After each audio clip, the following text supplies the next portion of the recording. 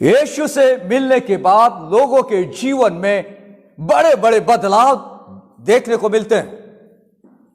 बहुत सारे लोग क्लेम करते हैं कि द डे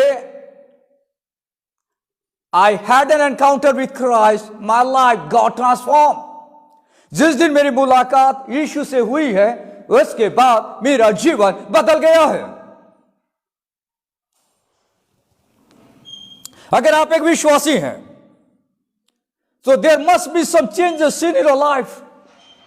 अगर आप एक अविश्वासी हैं, आपको इस बात की जानकारी होना बहुत जरूरी है कि यीशु से मिलने के बाद एक व्यक्ति के जीवन में क्या बदलाव आते हैं। यीशु से मिलने के बाद एक व्यक्ति के जीवन में क्या परिवर्तन आते हैं। यह टॉपिक बहुत ही ज्यादा इंपॉर्टेंट है। यह टॉपिक बहुत ही ज्यादा महत्वपूर्ण है क्योंकि अगर मैं और आप क्लेम करते हैं कि यीशु के साथ मेरी मुलाकात हुई है, यीशु से मैं मिल चुका हूं, यीशु के साथ मेरा एनकाउंटर हुआ है, तब डेफिनेटली मेरे लाइफ में और आपके लाइफ में बड़े बड़े बदलाव की जरूरत है।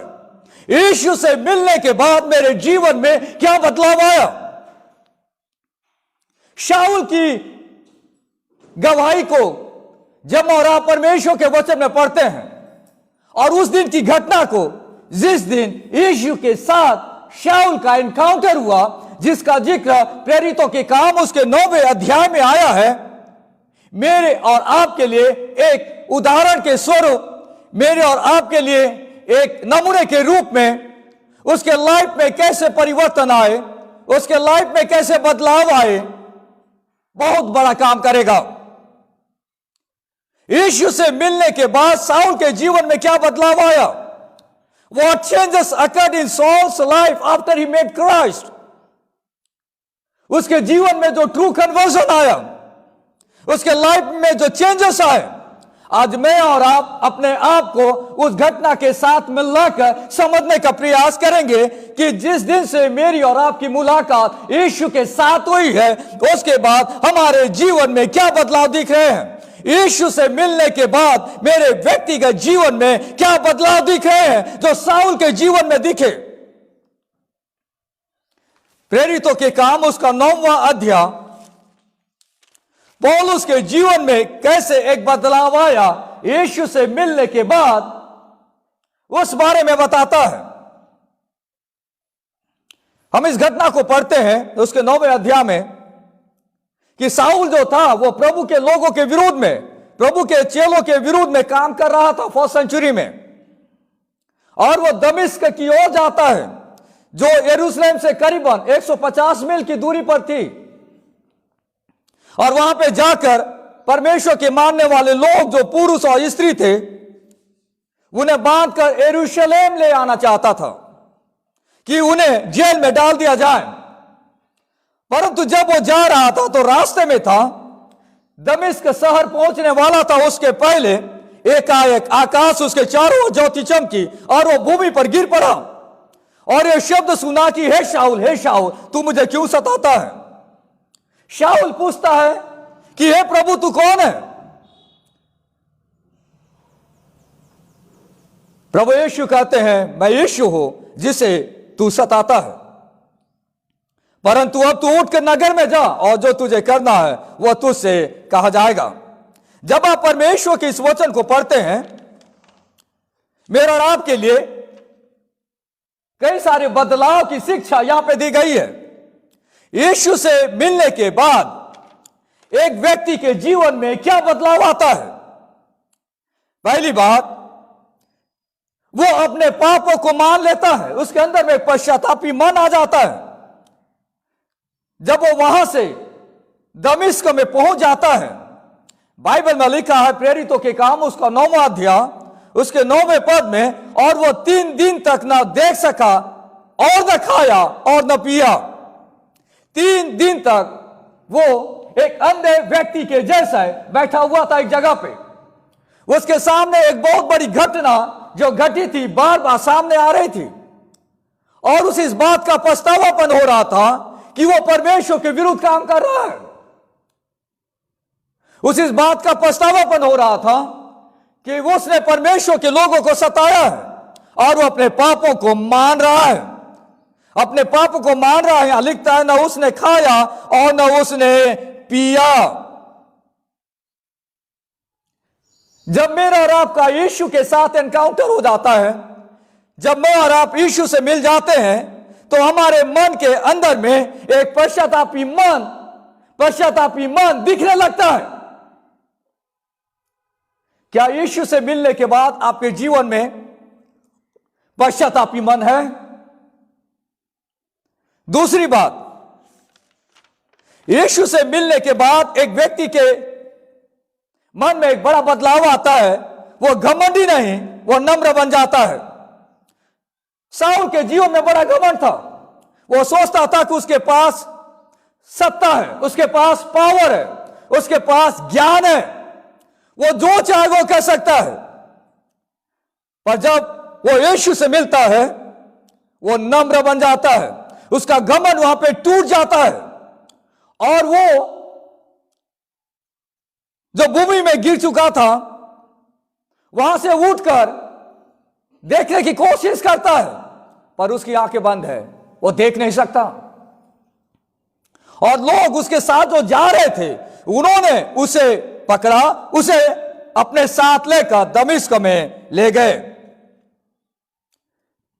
जब आप कहते हैं कि आप यीशु से मुलाकात किए हैं, क्या आपके पास नम्र मन है या आपके पास किसी वस्तु को लेकर, किसी ज्ञान को लेकर, किसी धन को लेकर घमंड है?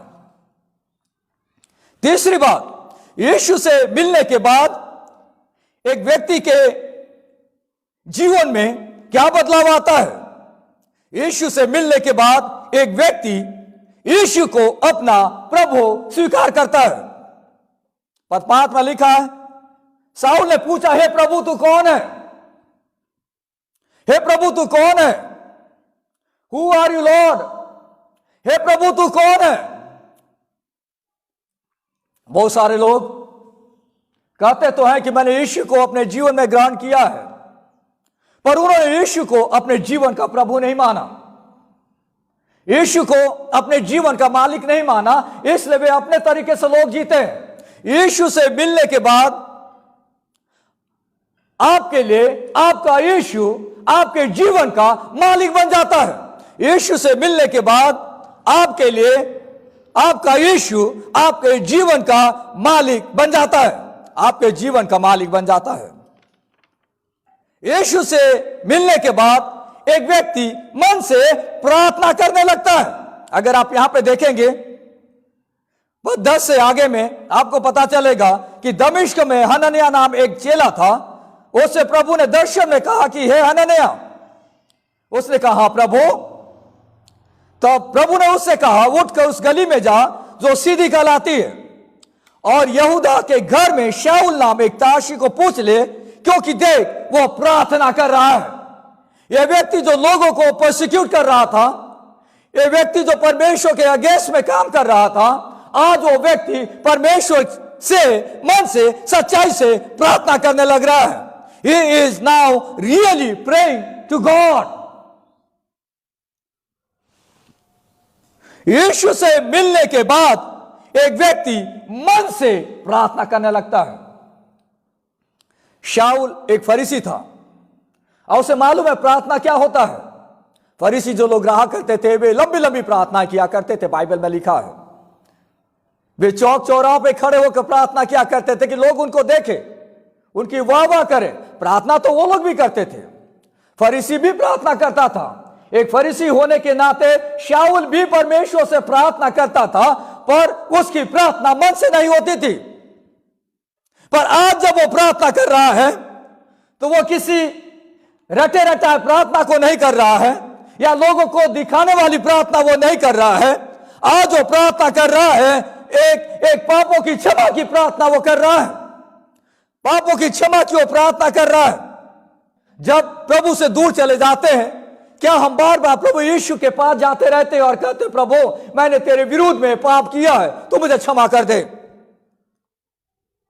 शाऊल परमेश्वर से दिशा पाने की प्रार्थना कर रहा है। उसे नहीं मालूम कि अब क्या करना है। परमेश्वर से प्रार्थना कर रहा है कि प्रभु तू मुझे दिशा दे। क्या हम अपनी प्रार्थनाओं में परमेश्वर से दिशा मांगते हैं? प्रभु मुझे नहीं मालूम इस वक्त क्या करना है, मैं फंस गया हूं, मैं परेशानी में हूं, प्रभु तू मुझे रास्ता दिखा, तू मुझे रास्ता दिखा। शाऊल परमेश्वर से प्रार्थना कर रहा है कि परमेश्वर अपने आप को उस पर प्रकट करे। हम में से कितने लोग परमेश्वर से प्रार्थना करते हैं, प्रभु तू अपने आप को मुझ पर प्रकट कर, मैं तेरे बारे में जानना चाहता हूं, मैं तेरे वचन की संगति में रहना चाहता हूं, मैं तेरे वचन को पढ़ना चाहता हूं। ट्रू सेंस में शाऊल परमेश्वर से प्रार्थना कर रहा है, सिंसियरली शाऊल परमेश्वर से प्रार्थना कर रहा है। This is the mark of true conversion. Yeshu का जो चेला है उसके अंदर में हमेशा एक उत्सुकता होती है कि वो परमेश्वर को जाने, पर जानेगा कैसे? जब वो परमेश्वर के वचन को पढ़ेगा, परमेश्वर के वचन को समझेगा, परमेश्वर के वचन को सुनेगा और वो डेली अपने व्यक्तिगत लाइफ में आगे बढ़ता जाएगा। क्या मैं और आप यीशु से मिलने के बाद मन से और सच्चाई से परमेश्वर से प्रार्थना करते? क्या यह बदलाव आया है, या तोता रटन प्रार्थना कर रहे हैं, या लोगों को दिखाने के लिए प्रार्थना कर रहे हैं? पांचवी बात, यीशु से मिलने के बाद एक व्यक्ति प्रभु के चेलों से, प्रभु के लोगों से संगति करने लगता है। अगर आप यहां पे देखेंगे उसका 12वां पद में, और उसने हनन्याह नाम एक पुरुष को भीतर आते और अपने ऊपर हाथ रखते देखा है ताकि फिर से दृष्टि पाए। यहां पे प्रभु हनन्याह नामक एक चेला से बता रहा है कि तुम उस गली में जा, इस शहर की एक गली, और उस गली का नाम है सीधी गली, और उस व्यक्ति का नाम है शाऊल जो एक घर में रुका है, और घर का जो मालिक है उसका नाम है यहूदा। सारी जानकारी परमेश्वर के इस चेले को दी जा रही है। प्रभु से बता रहे हैं कि तुम उस गली में जाओ, वहां तुम्हें एक मकान मिलेगा, और उस मकान का जो मालिक है उसका नाम यहूदा है, और वहां पे एक व्यक्ति मिलेगा जिसका नाम शाऊल है, और वो व्यक्ति शाऊल नाम एक तारसी है, यानी तरसूस का रहने वाला है। पूरी जानकारी हनन्याह को दी जाती है। यहां पे हनन्याह डर जाता है क्योंकि शाऊल प्रभु के लोगों को परेशान कर रहा था। पर 13 और 14 में देखिए, वह कहता, हनन्याह ने प्रभु को उत्तर दिया कि हे प्रभु, मैंने इस मनुष्य के विषय में बहुतों से सुना है कि इसने यरूशलेम में तेरे पवित्र लोगों के साथ बड़ी बड़ी बुराइयां की है, और यहां भी इसको महायाजकों की ओर से अधिकार मिला है कि जो लोग तेरा नाम लेते हैं उन सबको बांध ले। वो डर जाता है। नेचुरली एक भी इंसान डरेगा क्योंकि उसने कई सारे लोगों के साथ बहुत बुरा काम किया है। परमेश्वर का एक चेला हनन्याह यहां डर जाता है, परंतु प्रभु उससे कहता है, परंतु प्रभु ने उससे कहा कि तू चला जा, क्योंकि यह तो अन्य जातियों और राजाओं और इस्राएलियों के सामने मेरा नाम प्रकट करने के लिए मेरा चुना हुआ पात्र है, और मैं उसे बताऊंगा कि मेरे नाम के लिए उसे कैसा कैसा दुख उठाना पड़ेगा। तब हनन्याह उठकर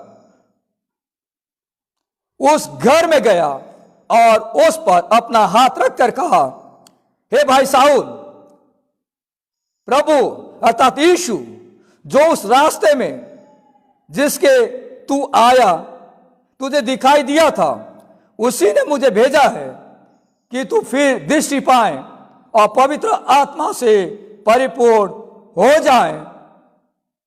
देखिए यहां पर हनन्याह शाऊल को जाके कहता है, हे भाई शाऊल, उसे कहता है कि तू मेरा भाई है। यहां पे शाऊल शॉक हो जाता है। वो कहता है कि जिन लोगों को मैं मारने के लिए निकला था, जिन लोगों को मैं सताने के लिए निकला था, वही लोग, वही परमेश्वर के लोग मुझे भाई करके बुलाते हैं। और मैं अपने खुद के भाइयों को मारने के लिए निकला था। यीशु से मिलने के बाद वह प्रभु के लोगों से संगति करने लगता है। और आगे आप परमेश्वर के वचन में पढ़ेंगे, तब देखिए पद 19 में लिखता, और वह कई दिन उन चेलों के साथ रहा जो दमिश्क में थे। यीशु से मिलने के बाद आपका प्रभु के चेलों के साथ संगति होना बहुत जरूरी है। कई सारे लोग कहते हैं कि मैं क्रिश्चियन हूं, कई सारे लोग कहते हैं कि मैं प्रभु पर विश्वास करता हूं, पर प्रभु के लोगों के साथ, प्रभु के चेलों के साथ उसकी कोई संगति नहीं है। That is not the sign of true conversion. क्या यीशु को ग्रहण करने के बाद हम बिना भूल चूक के प्रभु के लोगों के साथ संगति करते रहते हैं? आगे एक और बात हम देख सकते हैं शाऊल के जीवन में, जो छठी बात है। यीशु से मिलने के बाद एक व्यक्ति पवित्र आत्मा के वश में जीता है। आइए देखिए यहां पे पद 17 में लिखा है, उसके आखिरी हिस्से में, कि तू फिर दृष्टि पाए और पवित्र आत्मा से परिपूर्ण हो जाए। यीशु से मिलने के बाद एक व्यक्ति पवित्र आत्मा के वश में, पवित्र आत्मा के कंट्रोल में वो जीने लगता है। Be filled with the Holi spirit. हनन्याह उससे कहता है कि मैं सिर्फ इसलिए नहीं आया कि तू दृष्टि पाए, पर तू पवित्र आत्मा से परिपूर्ण होता चला जाए। पवित्र आत्मा से परिपूर्ण होने का मतलब क्या है? पवित्र आत्मा की अगुवाई में, पवित्र आत्मा के कंट्रोल में, पवित्र आत्मा के लीडरशिप में जीवन जीना। बहुत सारे लोग कहते हैं कि मैं यीशु से मिल चुका हूं, पर पवित्र आत्मा के कंट्रोल में वे जीवन नहीं जीते। जिस दिन एक व्यक्ति प्रभु यीशु को ग्रहण करता है,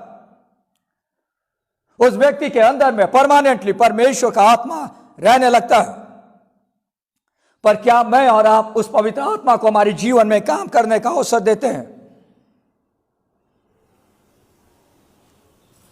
यीशु से मिलने के बाद क्या मैं और आप पवित्र आत्मा के कंट्रोल में, पवित्र आत्मा के वश में जीवन जी रहे हैं?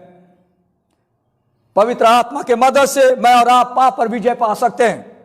जब मैं और आप फ्रस्ट्रेट हैं, निराश हैं, डिस्करेज हैं, परेशानियों को लेके, तकलीफों को लेके, इन दिनों कई सारे लोग कई बीमारियों को लेके परेशान हैं। मेनली ऐसी अवस्था में जहां पे कोरोना की बीमारी पूरे देश में, पूरे वर्ल्ड में फैली हुई है। कई सारे परिवार के लोगों ने अपने प्रियजनों को खो दिया। वे फ्रस्ट्रेट हैं, वे निराश हैं। मैं आपको बताना चाहता हूं, अगर आप एक विश्वासी हैं, आप पवित्र आत्मा की सहायता से उस फ्रस्ट्रेशन से बाहर आ सकते हैं। एक नेचुरल वे पे, एक सांसारिक तौर पे यह बहुत कठिन काम है कि जब घर का कोई प्रियजन सो जाता है, मर जाता है, उसे ऊपर आना बहुत कठिन काम है। अगर आप यीशु से मुलाकात किए हैं, परमेश्वर ने पवित्र आत्मा आपको दिया है आपके मदद के लिए, वो आपकी मदद करेगा और आप फ्रस्ट्रेशन से, निराशा से, दुख की घड़ी से आप बाहर निकल कर आएंगे क्योंकि आपका यीशु के साथ एनकाउंटर हुआ है और आपके जीवन में बड़े बदलाव दिखे हैं। और एक बदलाव यह है कि पवित्र आत्मा के वश में आप जीवन जी रहे हैं। सातवीं बात, यीशु से मिलने के बाद एक व्यक्ति बपतिस्मा के द्वारा विश्वास का प्रकटीकरण करता है। अगर आप यहां पे आगे देखेंगे पद 18 में लिखा है, और तुरंत उसकी आंखों से छीलके से गिरे, और तुरंत उसकी आंखों से छीलके से गिरे और वो देखने लगा और उठकर बपतिस्मा लिया, फिर भोजन करके बल पाया। कई सारे लोग प्रभु यीशु को ग्रहण करते हैं पर अपने विश्वास को लोगों के सामने प्रकटीकरण नहीं करते। कई सारे लोग सोचते हैं कि अगर मैं बपतिस्मा लूंगा तो लोग क्या सोचेंगे, मेरे परिवार के लोग क्या सोचेंगे कि मैं क्रिश्चियन बन गया। कई सारे लोग अपने पापों में जीवन जीना चाहते हैं, इसलिए बपतिस्मा नहीं लेना चाहते। कई सारे लोग पूरे मन से प्रभु के साथ चलना नहीं चाहते, इसलिए बपतिस्मा नहीं लेना चाहते। कई सारे लोग किसी चर्च के साथ संगत के रूप में जुड़ना नहीं चाहते, किसी चर्च के साथ परिवार के रूप में जुड़ना नहीं चाहते। वे बाहर चर्च आना चाहते हैं, उनकी दुख और तकलीफ दूर हो जाए और वे हमेशा आराम से जिंदगी जीते रहे, पर बपतिस्मा नहीं लेना चाहते क्योंकि वे परिवार का अंग नहीं बनना चाहते। यहां पे देखिए, यीशु से मिलने के बाद शाऊल उठकर बपतिस्मा लिया। अगर कोई व्यक्ति आज मेरे मैसेज को सुन रहा है, अगर आप सही में जेन्युइनली यीशु से आपकी मुलाकात हुई है, तो आप बपतिस्मा लेने के लिए पीछे न हटे। आप बपतिस्मा के द्वारा लोगों के बीच में अपने विश्वास का प्रकटीकरण करते हैं। आगे आप देखेंगे एक और बदलाव नंबर 8। यीशु से मिलने के बाद एक व्यक्ति अपने जीवन के उद्देश्य को जान जाता है। He understands the purpose of his life.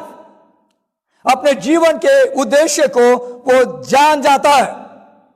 यहां पे शाऊल इस बात को जान जाता है कि परमेश्वर ने उसे क्यों चुना है। हर व्यक्ति को, हर मसीह व्यक्ति को यह प्रश्न पूछना है कि प्रभु, मेरी मुलाकात तेरे से हो गई है, मेरे जीवन का उद्देश्य क्या है।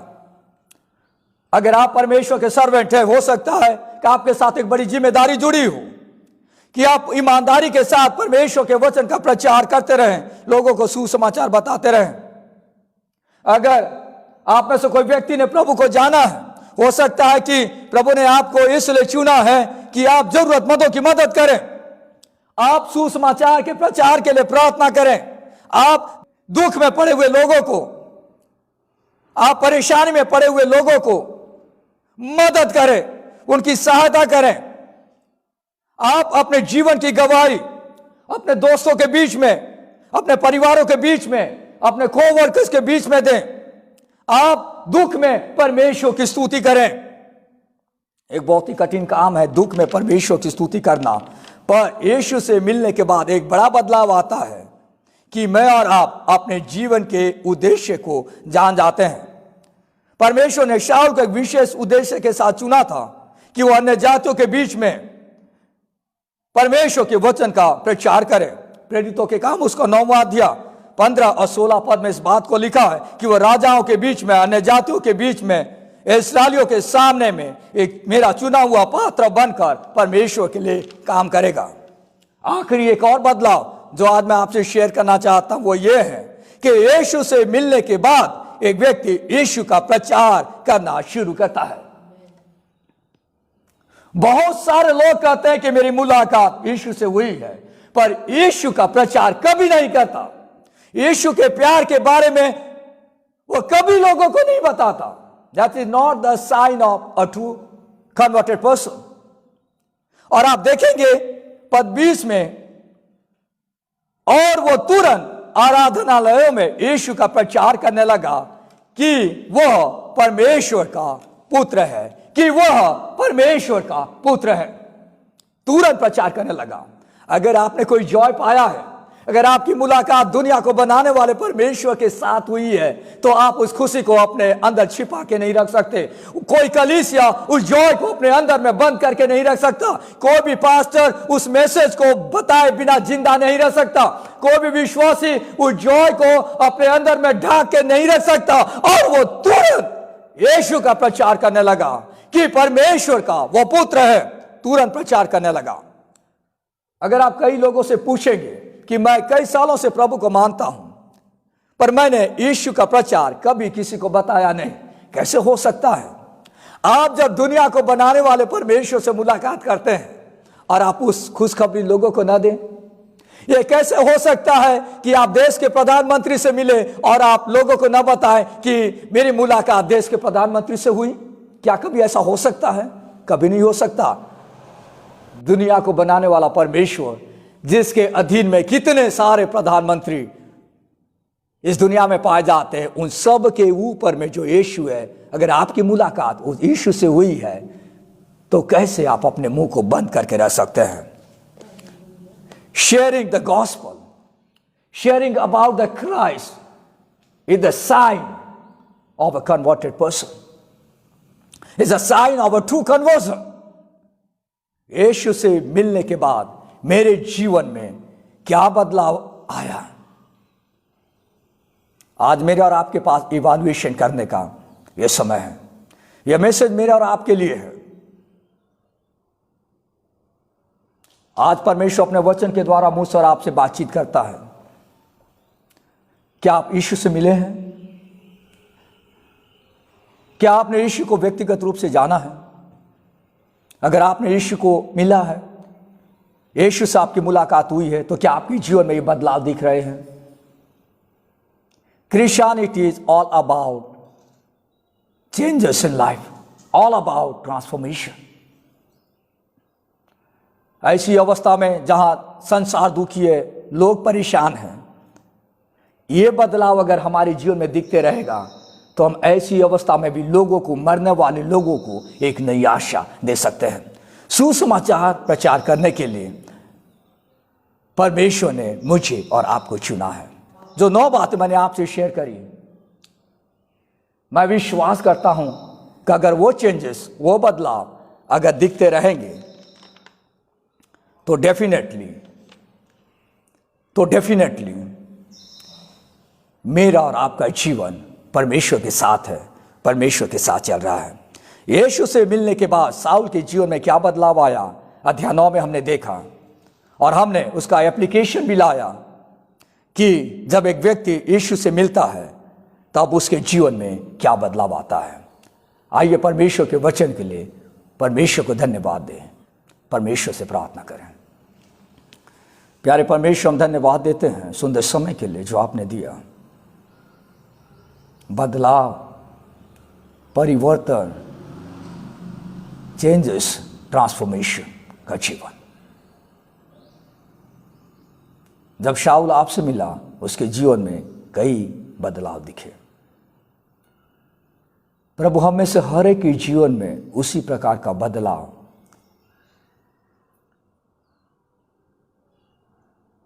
होने में आप सहायता और मदद करें। आज के वचन के लिए हम धन्यवाद देते हैं। यीशु के नाम से प्रार्थना मांगते हैं, आमीन।